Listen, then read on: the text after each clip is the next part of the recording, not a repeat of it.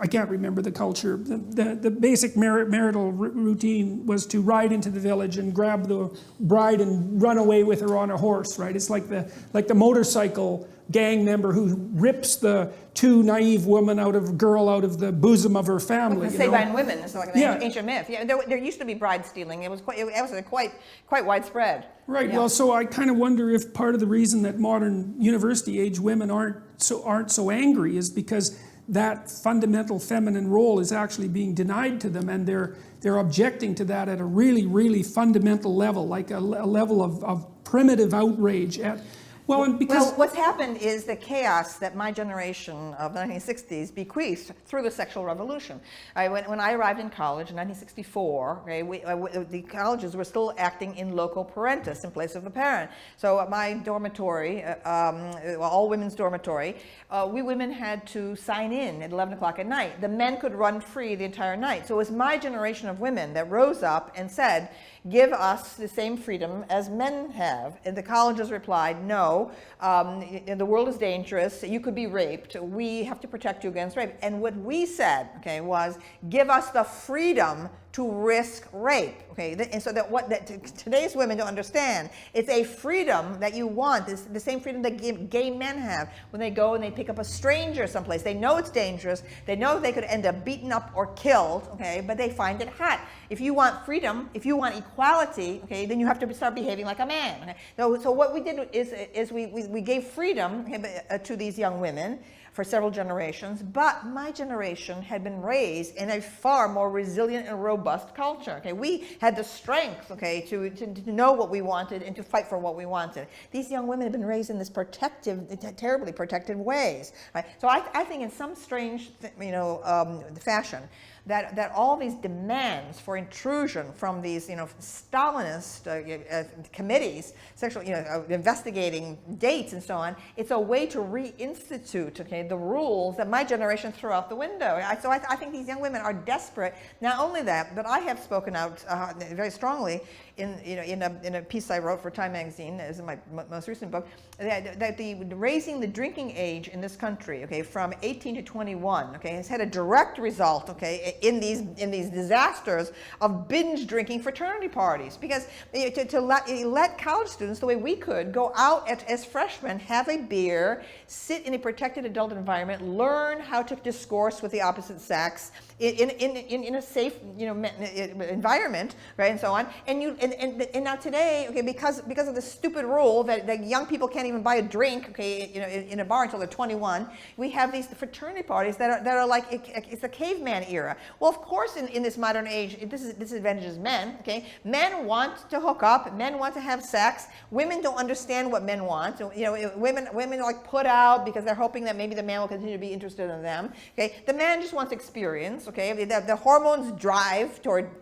To me, I've theorized that the sex drive in men is intertwined with hunt and pursuit. Yes. And so on. I feel absolutely this is what women don't understand. And if women understood what I understand from my transgender perspective, all right, these women on the streets. I'm obviously Madonna admirer, and I support pornography and prostitution. So I don't want what I'm about to say to seem conservative. It isn't. What I'm saying is the women on the street, young women, who are jogging, with no bra on, short shorts, and have earbuds in their ears, just jogging along like this. I said these women do not understand the nature of the human mind. They do not understand the nature of psychosis, and this intertwining that I'm talking about, of the hunt and pursuit thing, They're triggering a hunt thing, just what you have talked about in terms of the zebra herd, They are triggering the hunt, impulse, in psychotic men, To have here, there goes a very appetizing and totally oblivious animal, bouncing along here, So, and we're in a period now where psychosis is not understood at all, And young women have had no exposure to movies like Psycho, the kind of the rapist, serial murderer thing, and so on. The kind of strange dynamic that has to do with the assault on the mother imago, in the mind of the psychotic. So I think that there's an incredible incredible naivete. These young women are emerging and going to college, and in this like incredible Dionysian environment of orgiastic sexual experience in fraternity houses. They're completely unprepared for it, right? And so you're getting all this outrage. So feminist rhetoric has gotten more and more extreme in its portrayal of men as evil. But in fact, okay, what we have is a chaos. It's a chaos in the sexual realm. The girls have not been told anything real, I mean, in terms of biological substratum to sexual activity. And there's full of lies about what constitutes consent too. Exactly. And it's become something that's essentially portrayed linguistically as a sequence of progressive contracts, which, I think, I've thought for a while that we're living in the delusional fantasy of a naive 13-year-old girl. That's basically sums up our culture.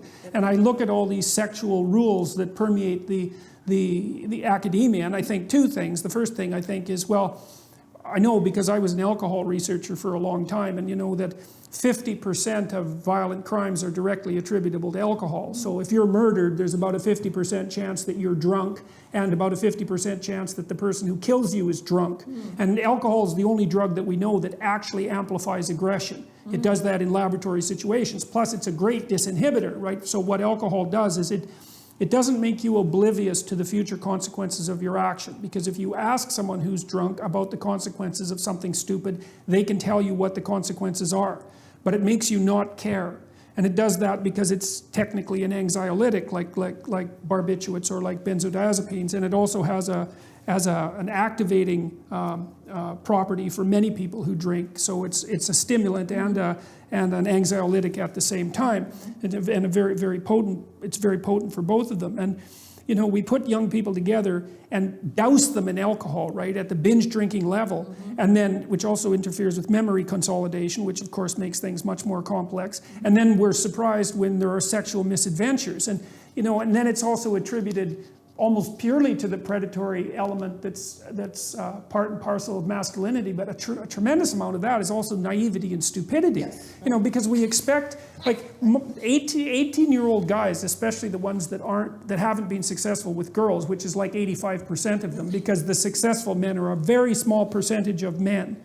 The 85% who haven't been successful with men or with women, they don't know what the hell they're doing at all, right? And part of the reason they're getting drunk is to garner up enough courage to actually make an advance. Yeah. And because I think another thing that women don't understand, especially with regards to young men, is just exactly how petrifying attractive woman who's of, say, somewhat higher status actually is to a young guy. And there's lots of guys that write me constantly, and people that I've worked with, that are so terrified of women they can't even talk to them. Right. It's very, very common. Well, I take a very firm position, which is that I want college administrations to stay totally out of the social lives of the students. Yeah. Right? If a crime is committed, it should be reported to the police. I've been writing that for 25 years now. Right? But it's not the business of any college administration to take any notice, okay, of what the students say to each other, as well as do with each other. Okay? I want it to totally stop. It is fascism of the worst kind. I agree. Well, I think it's fascism of the worst kind because it's a new kind of fascism. Mm-hmm. It's partly generated by legislation. So like the Title IX memo that was written in 2011, yes. I recently got a copy of that goddamn thing. That was one polluting bit of legislation. That memo basically told universities that unless they set up a parallel court system, they were going to be denied federal funding. Unbelievable. It is absolutely unbelievable. Incredible. And the leftists are supporting this. I know. And this shows there is no authentic campus leftism. I'm sorry, it's a fraud. Okay, I mean, the faculty should be fighting the administrations on this. Yeah, fighting that federal regulation of how we're supposed to behave on campus. Well, how can you be so naive and foolish to think that taking an organization like the university, which already has plenty to do, and forcing it to become a pseudo-legal system that parallels the legal system could possibly be anything but utterly catastrophic. It would mean you would have to know absolutely nothing about the legal system and about the tremendous period of evolution that produced what's actually a stellar system and an adversarial system that protects the rights of the accused and of the and of the victim, and to replace that with an ad hoc bureaucracy that has pretty much essentially the same degree of power as the court system, with absolutely none of the training and none of the guarantees. And Kangaroo courts. There are kangaroo courts. That piece that I wrote about date rape, it was in January 1991, Newsday. The most controversial thing I ever wrote in my entire career. I attacked the entire thing and demanded that colleges stand back and get out of the social lives of the students, so on. And people, the reaction, people tried to they called the president of my university, tried to get me fired. You can't believe the hysteria, okay? Right? I can believe it. Well, yes, you can I can believe it. You can believe it. Yeah, Right? So, yeah. right? Anything that says to women, okay, that they should be responsible for their own choices is regarded as reactionary? Are they kidding me? Okay, this is such a betrayal of authentic feminism in my view.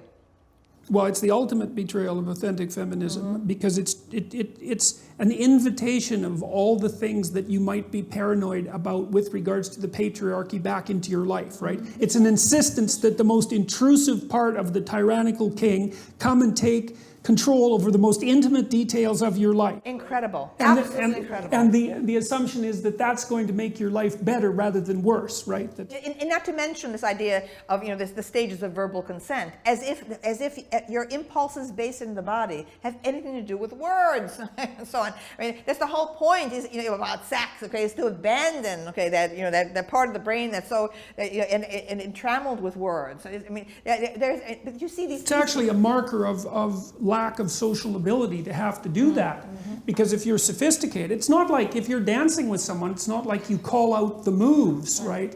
If you have to do that, well, then you're more worse than a neophyte, right? You're an awkward neophyte, and anybody with any sense should get the hell away from you. And so if you're reduced to the point where you have to verbally negotiate every element of intimate interaction, then what a downer! Oh my God. Well, yes, but what an unbelievably, what would you call it, naive and pathological view of the manner in which human beings interact. Yes. There's no sophistication in that.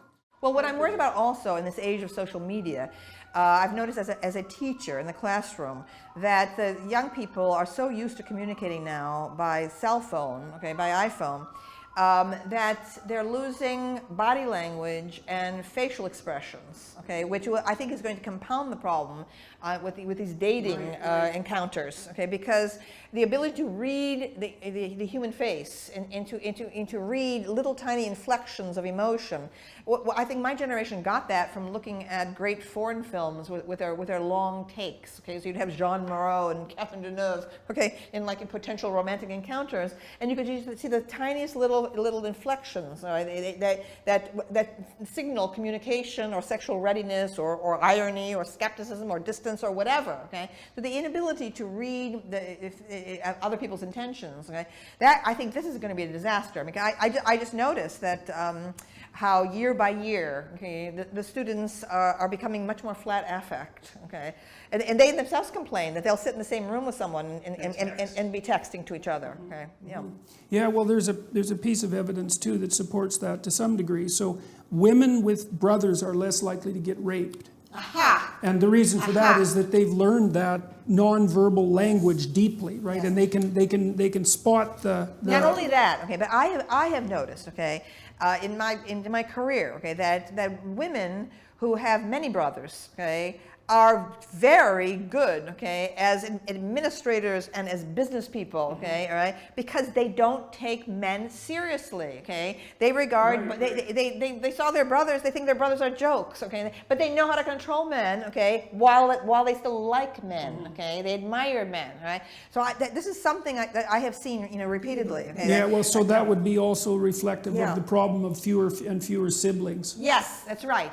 Yeah. I've noticed this in publishing, that the women who have the job of publicist, and rise to the top as manager of publicity, their ability to take charge of men and their humor at men, and they have great relationships with men, because they don't have the sense of resentment and worry and anxiety and so on. They don't see men as aggressors, right? And I think that's another thing too, is that as feminism, moved into its present system of ideology, okay, it has tended to denigrate motherhood, okay, Yes. as a lesser order of human experience, and to enshrine, of course, abortion. Now, I am 100% of abortion rights. I belonged to Planned Parenthood for years until I finally rejected it as a branch of the Democratic Party, my own party, and so on.